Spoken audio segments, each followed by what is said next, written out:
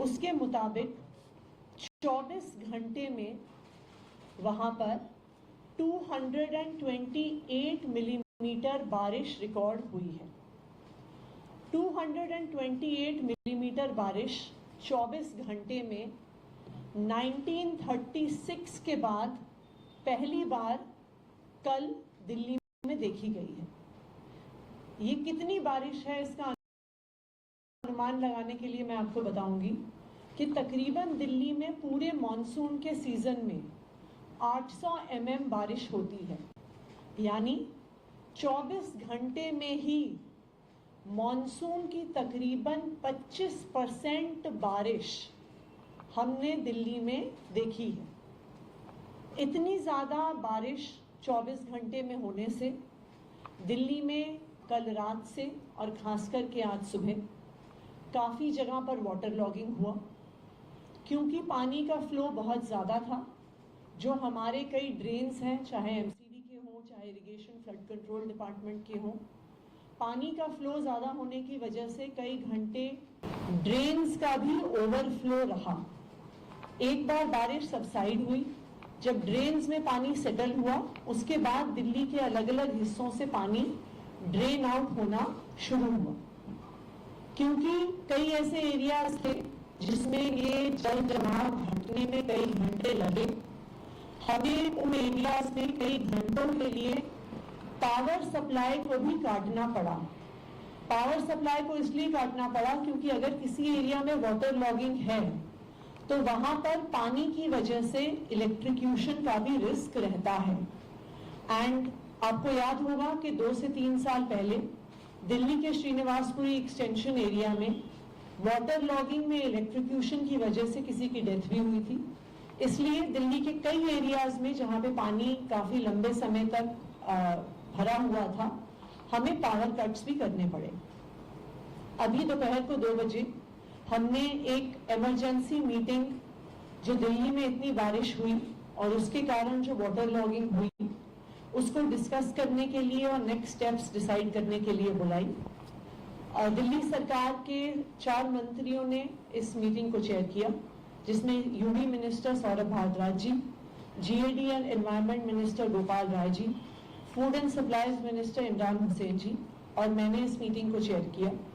यहाँ पे दिल्ली सरकार के सभी सीनियर ऑफिसर्स मौजूद थे, जिसमें chief secretary, UD department, urban development department के additional chief secretary, PWD, MCD, NDMC, Delhi Jal board, सारे डिपार्टमेंट्स जो वाटर लॉगिंग से जुड़े हुए हैं वो मौजूद थे। कई इंपॉर्टेंट डिसीजंस आने वाले कुछ दिनों के लिए इस मीटिंग में लिए गए। मेरी क्योंकि अभी तबीयत पूरी ठीक नहीं है, मैं सौरभ जी से रिक्वेस्ट करूंगी कि डिटेल में मीटिंग में क्या क्या डिसीजंस हुए, उन डिसीजंस के बारे में आपको ब्रीफ करेंगे। ये जो 4 मिनिस्टर्स की चेयर में मीटिंग हुई, इसके अंदर कुछ डिसीजंस लिए गए हैं। एक तो 24/7 24 घंटे चलने वाला एक कंट्रोल रूम सेटअप किया जा रहा है पीडब्ल्यूडी के हेडक्वार्टर्स के अंदर, जिसके अंदर 24 घंटे सीनियर ऑफिसर्स की ड्यूटी रहेगी। 8-8 घंटे की शिफ्ट में 3 ऑफिसर्स की ड्यूटी रहेगी, ताकि 24 आवर्स सिचुएशन की मॉनिटरिंग की जाए। जो बड़े विभाग हैं जिनका पानी से संबंध है, PWD, MCD, irrigation flood control, इन तीनों डिपार्टमेंट के रिप्रेजेंटेटिव्स भी इस फ्लड कंट्रोल माफ कीजिएगा, इस वाटर लॉगिंग कंट्रोल रूम के अंदर मौजूद रहेंगे, ताकि अपने अपने डिपार्टमेंट से कोऑर्डिनेट कर सकें।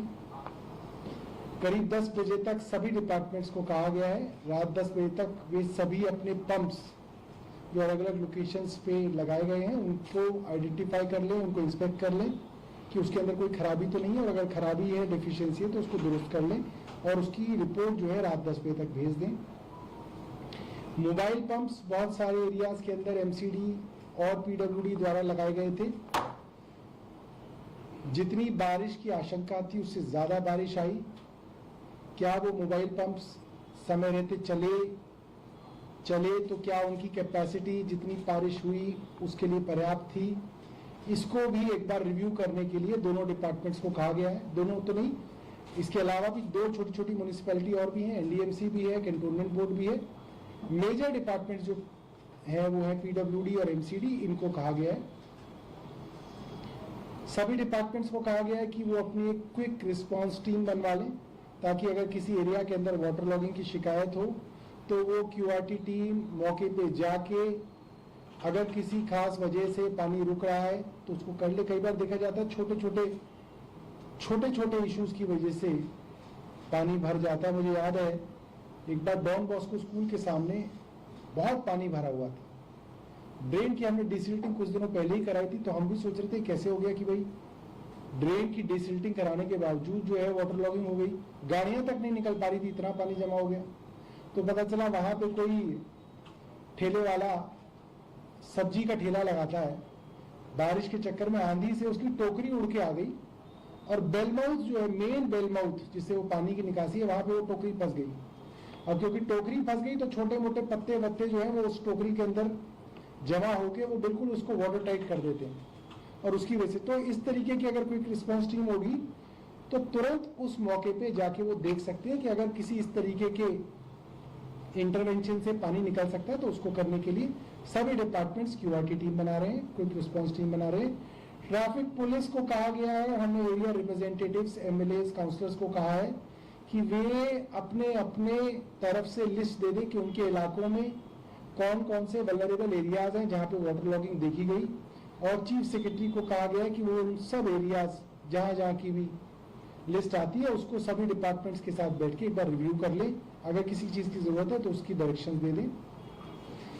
इसके अलावा बहुत सारे एरियाज हैं जहां पे वाटर लॉगिंग की शिकायत इसलिए है क्योंकि इंटर डिपार्टमेंट इश्यूज हैं, 2-3 डिपार्टमेंट्स के इंटरकनेक्टेड मामले हैं। इरिगेशन फ्लड है कहीं पे एमसीडी और पीडब्ल्यूडी है, कहीं पे डीडीए और पीडब्ल्यूडी है। तो उस तब तरीके के पॉइंट्स की भी लिस्ट आइडेंटिफाई करने के लिए कहा गया है, लिस्ट को बनाने के लिए कहा गया है, और कहा गया है कि इसको कांस्टेंट मॉनिटरिंग की जाएगी, एक्टिवली इसको मॉनिटर किया जाएगा कि ऐसी कोई दिक्कत ना हो। दिल्ली जल बोर्ड की भी कई जगह ये शिकायत है कि जनरली एरियाज के अंदर स्ट्रॉन्ग वाटर ड्रेन्स ना होती हैं, और स्ट्रॉन्ग वाटर ड्रेन्स नहीं होने के कारण पानी अपना रास्ता सीवर से ही बनाता है। जो सीवर लाइन होती है वहीं से सारा का सारा पानी की निकासी जो है होती है, ये एक सच है। और ये पॉश इलाकों में भी है, ऐसा नहीं है कि ये सिर्फ अनऑथराइज्ड एरियाज के अंदर है, बड़े बड़े पॉश इलाकों में भी ड्रेन्स जो हैं अलग अलग कारणों से ढकी जा चुकी हैं, यूज में नहीं है, और पानी की निकासी सीवर लाइन से होती है। तो सीवर लाइन चोक होने का खतरा भी इस वक्त बना रहता है, क्योंकि सारी एरिया की मिट्टी और सिल्ट जो है वो जाके सीवर में जमा होती है। तो इसके लिए दिल्ली जल बोर्ड को कहा गया है कि वो तुरंत 11 अलग अलग डिविजन्स के लिए, जोन्स के लिए, सब जगहों के लिए एक एक रिसाइकलर मशीन ले ले। एक बड़ी मशीन होती है जिससे अगर कोई सीवर ब्लॉकेज होती है, बड़े लेवल की ब्लॉकेज होती है, तो उससे रिमूव की जा सकती है, उसके लिए कहा गया है। इसके अलावा सीवर डिपार्टमेंट को यह भी कहा गया है जल बोर्ड को कि सीवर क्लीनिंग के लिए कॉन्ट्रैक्चुअल लेबर का इंतजाम वो कर ले, क्योंकि कई जगह हमने देखा कि मैनुअल इंटरवेंशन से भी जो है सीवर की खोलने के अंदर मदद मिल जाती है। तो बिना सीवर में उतरे बाहर से इंटरवेंशन करके अगर सीवर खोले जा सकते हैं तो वहां के लिए मैनुअल लेबर के लिए भी कहा गया है। इसके अलावा पीडब्ल्यूडी ने जो एक कॉमन कंट्रोल रूम सेटअप किया है उसका नंबर मैं आप लोगों को देना चाहता हूं, और आपके माध्यम से आप जनता तक भी पहुंचाइएगा। एक तो नंबर है इसका 1800-110093। मैं रिपीट करूंगा 1800-110093। ये फोन नंबर है, इस पे आप इतला दे सकते हैं। अगर कहीं पे वाटर लॉगिंग है या कोई इससे संबंधित इशू है तो आप इस पे इतला दे सकते हैं। दूसरा है व्हाट्सएप चैट बॉक्स, जिसमें आप व्हाट्सएप से मैसेज करके अपनी जानकारी दे सकते हैं, इंटरैक्ट कर सकते हैं। व्हाट्सएप चैटबॉट का मैं नंबर आपको बता दूं 8130-188-222 8130-188-222।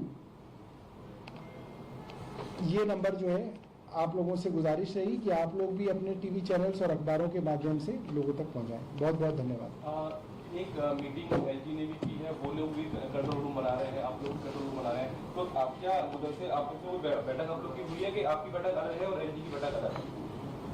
नहीं, ये तो कंट्रोल रूम तो ट्रांसफर सब्जेक्ट है। मुझे नहीं पता एलजी हाउस में कोई कंट्रोल रूम बन रहा है, मुझे नहीं जानकारी। कहाँ बना रहे हैं वो? उनकी तरफ से प्रेस रिलीज आई है, उसमें ये कहा गया है कि ऐसे निर्देश दिए गए हैं कि कंट्रोल रूम बनाया जाए। नहीं, वो कंट्रोल रूम तो पहले से ही सेटअप होने की बात चल रही थी। मुझे नहीं पता एलजी हाउस में कुछ बन रहा नहीं बन रहा, बट ये जो कंट्रोल रूम है ये चुनी हुई सरकार के पीडब्ल्यूडी विभाग द्वारा बनाया जा रहा है। एलजी अगर पुलिस का कोई कंट्रोल रूम बना रहा है या डीडीए का बना रहे हैं तो मुझे जानकारी नहीं है इस बारे में। आपको जानकारी दी गई थी कि एलजी इस तरह की मीटिंग कर रही थी, जिस मीटिंग को आपने अंजाम दिया, अभी वहाँ पर चीफ सेक्रेटरी मौजूद थे और जो एलजी की मीटिंग थी वहाँ क्या आपको जानकारी? देखिए, चीफ सेक्रेटरी ने ये ऑन रिकॉर्ड कहा है कि हमें अलग अलग जगह से मीटिंग के लिए बुलाया जाता है और हमारे पास समय ही नहीं बचता कि हम ऑन ग्राउंड हमारे अफसर जा सकें। मैंने बोला भाई किस किसने बुला लिया, हमारी तो एक ही मीटिंग हुई है। तो पता चला कि सुबह एलजी साहब ने बुलाया है, कल होम मिनिस्ट्री ने बुलाया है और वो बोले इसके बाद भी कई लोगों ने उनको बुला रखा है।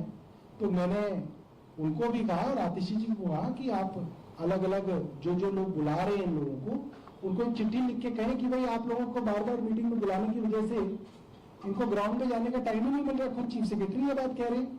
तो मैं एलजी साहब से भी निवेदन करूंगा और होम मिनिस्ट्री से भी निवेदन करूंगा कि इन लोगों को ग्राउंड पे जाने का समय चाहिए।